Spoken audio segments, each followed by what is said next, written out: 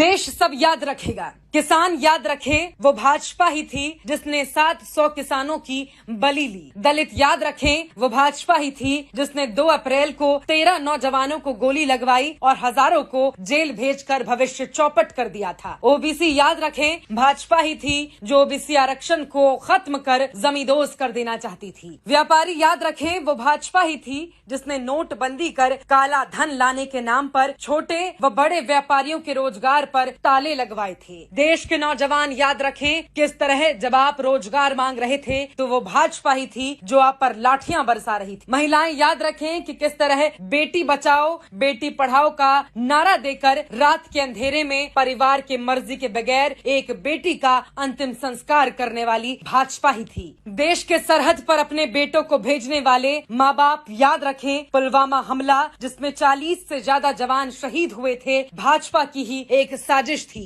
देश के लोग वो कोरोना का दौर भी याद रखें जब देश को अस्पतालों की जरूरत थी तो मंदिर बनवाए जा रहे थे। जब लोगों को दवाई चाहिए थी तब ताली और थाली बजवाने में भाजपा लगी हुई थी। देश को अडानी अंबानी जैसे पूंजीपतियों के हाथों में बेचकर देश के नौजवानों को बेरोजगार करने वाली भाजपा ही थी। जो भाजपा को वोट देगा वो अपने साथ साथ अपने बच्चे अपनों के भविष्य के साथ भी गद्दारी करने का काम करेगा। भाजपा भगाओ देश बचाओ।